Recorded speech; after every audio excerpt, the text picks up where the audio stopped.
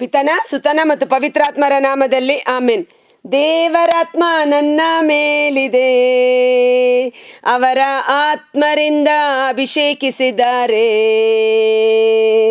ದೇವರಾತ್ಮ ನನ್ನ ಮೇಲಿದೆ, ಅವರ ಪ್ರೀತಿಯಿಂದ ತುಂಬಿಸಿದ್ದಾರೆ. ನನ್ನ ದೇಹ ದೇವರ ಆಲಯ, ಯೇಸು ಶಕ್ತಿಯಿಂದ ತುಂಬಿಸಿದ್ದಾರೆ.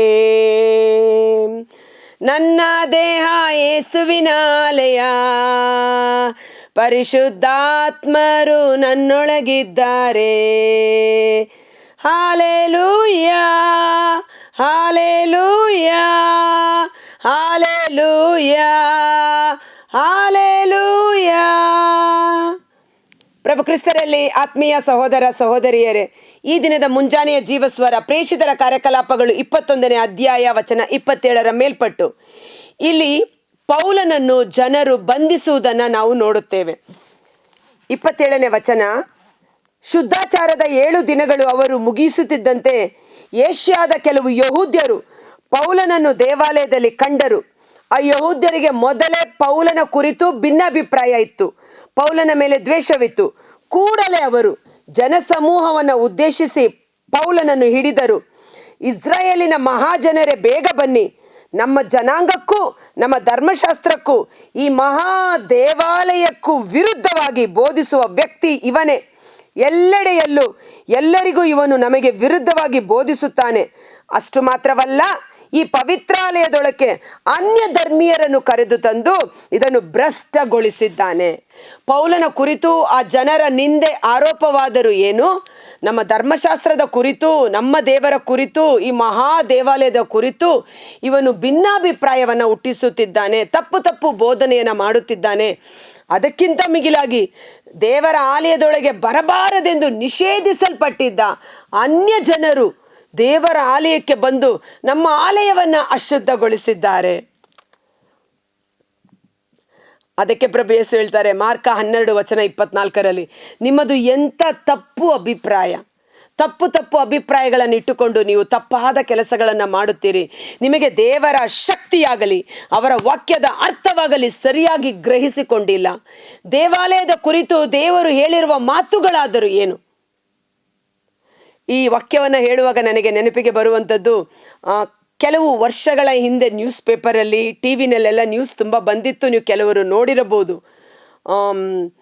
ಜಯಮಾಲಾ ಕನ್ನಡ ಸಿನಿಮಾ ನಟಿ, ಆಕೆ ಕೇರಳದಲ್ಲಿರುವ ಒಂದು ದೇವರ ಆಲಯಕ್ಕೆ ಪ್ರವೇಶ ಮಾಡಿದರು ಅಂತ. ಆ ಆಲಯಕ್ಕೆ ಹೆಂಗಸರು ಪ್ರವೇಶ ಮಾಡಕೂಡದು ಎಂದು ನಿರ್ಬಂಧವಿತ್ತು. ಆದರೆ ಈಕೆ ಆ ರೂಲ್ಸನ್ನು ಮೀರಿ ಆ ಆಲಯವನ್ನು ಪ್ರವೇಶ ಮಾಡಿದ ಕಾರಣ ಕೇರಳ ಕೋರ್ಟು ಆಕೆಯ ಮೇಲೆ ಕೇಸ್ ಹಾಕಿದರು. ಮತ್ತೆ ಅಯ್ಯೋ ಅಯ್ಯೋ, ಅಶುದ್ಧಳಾದ ಈ ಸ್ತ್ರೀ ನಮ್ಮ ದೇವರ ಆಲಯಕ್ಕೆ ಬಂದು ನಮ್ಮ ಆಲಯವನ್ನು, ನಮ್ಮ ದೇವರನ್ನು ಅಶುದ್ಧ ಮಾಡಿಬಿಟ್ಟಳು ಎಂದು ಎಲ್ಲ ಶುದ್ಧೀಕರಣ ಸ್ಟಾರ್ಟ್ ಮಾಡಿದ್ರು. ನೀವೆಲ್ಲ ನೋಡಿರ್ಬೋದು ಅಲ್ವಾ? ಸೊ ಇದನ್ನು ನೋಡುವಾಗ ನನಗೆ ದೇವರು ಪ್ರೇರೇಪಣೆ ಮಾಡಿದ್ದು, ದೇವರು ನಮ್ಮ ಸೃಷ್ಟಿಕರ್ತ, ಅಪ್ಪ ತಂದೆಯೇ ಎಂದು ಅಪ್ಪನ ಸನ್ನಿಧಾನಕ್ಕೆ ಹೋಗಲು ಈ ಥರ ನಿರ್ಬಂಧ ಬೇಕೇ? ದೇವರು ಹೇಳ್ತಾರೆ, ನನ್ನ ಆಲಯ ಸರ್ವ ಜನಾಂಗಗಳಿಗೂ ಪ್ರಾರ್ಥನಾ ಆಲಯ ಎನಿಸಿಕೊಳ್ಳುವುದು. ಸರ್ವ ಜನಾಂಗ, ಸಕಲ ಜಾತಿ ಭಾಷೆ, ಸಕಲ ಜನರು ನನ್ನ ಆಲಯಕ್ಕೆ ಒಟ್ಟಾಗಿ ಸೇರಿ ಬರುವಂತೆ ನಾನು ಮಾಡುವೆನು ಎಂಬುದಾಗಿ. ಆ ಜಯಮಾಲಾ ಅವರ ಘಟನೆಯನ್ನು ನೋಡುವಾಗ ಪ್ರೇರೇಪಣೆ ಆಗಿದ್ದು, 12 ವರ್ಷ ರಕ್ತಸ್ರಾವ ಸ್ತ್ರೀ, ಅಶುದ್ಧಳು ಎಂದು ಜನರಿಂದ ಬಹಿಷ್ಕರಿಸಲ್ಪಟ್ಟ ಸ್ತ್ರೀ, ಪರಿಶುದ್ಧನಾದ ಪ್ರಭು ಯೇಸುವಿನ ಬಟ್ಟೆಯ ಅಂಚನ್ನು ಮುಟ್ಟಿದಾಗ ಯೇಸು ಅಶುದ್ಧನಾಗಲಿಲ್ಲ, ಬದಲಿಗೆ ಯೇಸುವಿನಿಂದ ಹರಿದು ಬಂದ ದಿವ್ಯ ಶಕ್ತಿ ಅಶುದ್ಧಳಾಗಿದ್ದ ಮಹಿಳೆಯನ್ನು ಸಂಪೂರ್ಣವಾಗಿ ಪರಿಶುದ್ಧಳನ್ನಾಗಿ ಮಾಡಿತು. Praise the lord. ನನ್ನ ಯೇಸು ನನ್ನ ರಕ್ಷಕ, ಪಾಪಿಗಳನ್ನು ಪರಿಶುದ್ಧರನ್ನಾಗಿ ಮಾಡಿದಂಥ ನನ್ನ ಯೇಸು, ಆಮೇನ್ ಎಂದು ಟೈಪ್ ಮಾಡುವ. ಇವತ್ತು ನಾವು ದೇವರ ಆಲಯಕ್ಕೆ ಹೋಗುವಾಗ ದೇವರನ್ನು ಅಶುದ್ಧ ಮಾಡುವುದಿಲ್ಲ, ಆದರೆ ನಾವು ದೇವರ ಆಲಯದೊಳಗೆ ಕಾಲಿಡುವಾಗ, ವಿಶೇಷವಾಗಿ ಕ್ರೈಸ್ತರಿಗೆ ನಾವು ದೇವರ ಆಲಯಕ್ಕೆ ಹೋಗುವಾಗ, ದೇವರ ಪ್ರಸನ್ನತೆಗೆ ಹೋಗುವಾಗ, ಪರಿಶುದ್ಧನಾದ ದೇವರು ಅವರ ರಕ್ತದಿಂದ ನಮ್ಮ ಸಕಲ ಪಾಪಾಪರಾಧಗಳನ್ನು ತೊಳೆದು ಶುದ್ಧೀಕರಿಸುತ್ತಾರೆ. ಅವರ ಪರಿಶುದ್ಧಾತ್ಮರಿಂದ ನಮ್ಮನ್ನು ಅಭಿಷೇಕಿಸುತ್ತಾರೆ, ನಮ್ಮನ್ನು ಸಂತೈಸುತ್ತಾರೆ, ನಮ್ಮನ್ನು ಬಲಪಡಿಸುತ್ತಾರೆ. ಮಗಳೇ, ಮಗನೇ, ಭಯಪಡಬೇಡ, ಧೈರ್ಯವಾಗಿರು, ನಾನು ನಿನ್ನೊಟ್ಟಿಗಿದ್ದೇನೆ ಎಂದು ಆಶೀರ್ವದಿಸಿ ನಮ್ಮನ್ನು ಕಳಿಸಿಕೊಡುತ್ತಾರೆ. ನಾವು ಎಂಥ ಭಾಗ್ಯವಂತರು. ಅದಕ್ಕೆ ದಾವೀದರಸ ಹೇಳ್ತಾನೆ, ಯಾಕೋಬನ ಕುಲದೇವರನ್ನು ಯಾರು ತನ್ನ ಮನೆಯ ಕುಲದೇವರನ್ನಾಗಿ ಮಾಡಿಕೊಂಡಿದ್ದಾರೋ ಅಂಥ ಜನಾಂಗ ಧನ್ಯವಾದುದು. ಯಾಕೋಬನ ಕುಲದೇವರು ಅಂದರೆ ಏನು? ಯಾಕೋಬ ಪಾಪಿ, ಶಾಪಗ್ರಸ್ತ. ಯಾಕೋಬನನ್ನು ಆಶೀರ್ವಾದವನ್ನಾಗಿ ಮಾರ್ಪಡಿಸಿದ ಸರ್ವಶಕ್ತನಾದ ದೇವರನ್ನು ಆರಾಧನೆ ಮಾಡುವ ಜನಾಂಗ ಧನ್ಯರು ಎಂಬಂತೆ. ಇವತ್ತು ಆ ಒಂದು ಪತಿತ ಸ್ತ್ರೀ ಮುಟ್ಟಿ ನನ್ನ ದೇವರು ಅಶುದ್ಧವಾದರೆಂದು ಆಕೆಯ ಮೇಲೆ ಕೇಸ್ ಹಾಕಿದರು. ಆದರೆ ದೇವರ ಆಲಯ ಸರ್ವ ಜನಾಂಗಗಳಿಗೂ ಸೀಮಿತವಾದುದು. ನನ್ನ ಬಳಿ ಬನ್ನಿರಿ, ನಾನು ತಾಯಿಯಂತೆ ತಂದೆಯಂತೆ ನಿಮ್ಮನ್ನು ಸಂತೈಸುತ್ತೇನೆ ಎಂದು ಹೇಳ್ತಾರೆ. ಪ್ರವಾದಿ ಯೆಶಾಯನ ಗ್ರಂಥ 56ನೇ ಅಧ್ಯಾಯ ವಚನ 7ರಲ್ಲಿ ನಾವು ನೋಡ್ತೇವೆ, ಅವರೆಲ್ಲರನ್ನೂ ನನ್ನ ಪವಿತ್ರ ಪರ್ವತಕ್ಕೆ ಬರಮಾಡುವೆನು, ನನ್ನ ಪ್ರಾರ್ಥನಾ ಆಲಯದಲ್ಲಿ ಅವರನ್ನು ಆನಂದಗೊಳಿಸುವೆನು. ಹೆಂಗಸು ಗಂಡಸು ಎಂಬ ಭೇದ ಭಾವ ದೇವರಿಗಿಲ್ಲ, ಎಲ್ಲರೂ ದೇವರ ಮಕ್ಕಳೇ. ಸರ್ವ ಜನಾಂಗ ನನ್ನ ಆಲಯಕ್ಕೆ ಬಂದು ಅವರನ್ನು ಏನು ಮಾಡ್ತಾರಂತೆ? ನೀವು ಆಲಯಕ್ಕೆ ಬಂದರೆ ನಾನು ನಿಮ್ಮನ್ನು ಆನಂದಗೊಳಿಸುವೆನು. ನನ್ನ ಬಲಿಪೀಠದ ಮೇಲೆ ಅವರು ನೀಡುವ ದಹನ ಬಲಿಗಳನ್ನು, ಅರ್ಪಣೆಗಳನ್ನು ಸಂತೋಷದಿಂದ ಸ್ವೀಕರಿಸುವೆನು. ನನ್ನ ಆಲಯ ಎಲ್ಲ ಜನಾಂಗಗಳಿಗೂ ಪ್ರಾರ್ಥನಾ ಆಲಯ ಎನಿಸಿಕೊಳ್ಳುವುದು. ಪೌಲನ ಸುವಾರ್ತೆಯನ್ನು ಕೇಳಿ ಅನೇಕ ಅನ್ಯ ಜನರು ಯೇಸುವನ್ನು ನಂಬಿ ದೇವರ ಆಲಯಕ್ಕೆ ಬಂದು ದೇವರನ್ನು ಆರಾಧನೆ ಮಾಡಲು ತೊಡಗಿದರು. ಇಲ್ಲಿ ದೇವರು ವರ ಕೊಟ್ಟರು, ಪೂಜಾರಿ ವರ ಕೊಡುವುದಿಲ್ಲ ಎಂಬಂತೆ. ಆದರೆ ಆ ಜನ ಗಲಭೆ ಎಬ್ಬಿಸ್ತಾ ಇದ್ದಾರೆ. ಅನ್ಯ ಜನರನ್ನು ಕರೆದು ತಂದು ನಮ್ಮ ಆಲಯವನ್ನು ಭ್ರಷ್ಟಗೊಳಿಸಿದ್ದಾನೆ, ಅಶುದ್ಧಗೊಳಿಸಿದ್ದಾನೆ, ಇವನನ್ನು ಹೀಗೆಯೇ ಬಿಡುವುದು ಸರಿಯಿಲ್ಲ ಎಂದು ಆತನ ವಿರುದ್ಧ ದೊಡ್ಡ ಸಮೂಹ ಗೊಂದಲ, ಗಲಿಬಿಲಿ, ಕೂಗಾಟ, ಚೀರಾಟ, ಕಲ್ಲು ತೂರಿ ಅವನನ್ನು ಕೊಲ್ಲುವಷ್ಟರ ಮಟ್ಟಿಗೆ ಮುಂದಾಗುತ್ತಾರೆ. ನಾನು ಕಲ್ಲಲ್ಲಿ, ಮಣ್ಣಲ್ಲಿ, ಮರದಲ್ಲಿ ಮಾಡಿದ ವಸ್ತುಗಳಲ್ಲಿ ವಾಸ ಮಾಡುವುದಿಲ್ಲ. ನಮ್ಮ ದೇಹವೆಂಬ ದೇವಾಲಯದಲ್ಲಿ ಪರಿಶುದ್ಧಾತ್ಮರು ವಾಸ ಮಾಡುತ್ತಾರೆ. ಪರರಲ್ಲಿ ಯೇಸುವನ್ನು ಕಾಣು, ಪರರಲ್ಲಿ ಯೇಸುವನ್ನು ನೋಡಿ ಅವರನ್ನು ಪ್ರೀತಿಸು ಎಂಬ ಆಜ್ಞೆಯನ್ನು ನಾವು ಪಾಲನೆ ಮಾಡಬೇಕಾಗಿದೆ. ಪ್ರಭು ಯೇಸು ಸ್ವಾಮಿ ದೇವಾಲಯವನ್ನು ಶುದ್ಧೀಕರಿಸಿದರು. ಕಾರಣ, ಜೆರುಸಲೇಮ್ ಮಹಾದೇವಾಲಯದಲ್ಲಿ ಕಳ್ಳಕಾಕರು ಗುಹೆಯನ್ನಾಗಿ ಮಾಡಿ ಇಡಬೇಡಿ. ಅವರ ವ್ಯಾಪಾರ ವಸ್ತುಗಳು, ಕುರಿಗಳು ಎಲ್ಲವನ್ನ ಚಾಟಿ ತೆಗೆದುಕೊಂಡು ಒಡೆದು ದಬ್ಬಿದರು. ಇದು ನನ್ನ ತಂದೆಯ ಆಲಯ, ಪ್ರಾರ್ಥನಾ ಆಲಯ ಸರ್ವ ಜನಾಂಗಗಳಿಗೂ ಎಂದು. ಇವತ್ತು ಆಗ ಯೇಸುವಿನ ವಿರುದ್ಧ ಸಹ ಇದೇ ರೀತಿಯಲ್ಲಿ ಫರಿಸಾಯರು, ಧರ್ಮಶಾಸ್ತ್ರಜ್ಞರು ದಂಗೆ ಎದ್ದರು. ಯೇಸು ಹೇಳಿದರು, ಈ ಆಲಯವನ್ನು ಕೆಡವಿ ಹಾಕಿ 3 ದಿನದಲ್ಲಿ ಎಬ್ಬಿಸುತ್ತೇನೆ ಎಂಬುದಾಗಿ. ಪ್ರಭು ಯೇಸು ಹೇಳಿದ್ದು, ಕಲ್ಲಿನ ಕಟ್ಟಡದ ಆಲಯವೆಲ್ಲ ಶರೀರವೆಂಬ ದೇವರ ಆಲಯವನ್ನು ಪ್ರಭು ಸತ್ತು 3ನೇ ದಿನ ಪುನರುತ್ಥಾನರಾದಾಗ ಅದು ಅವರಿಗೆ ಗೊತ್ತಾಯಿತು.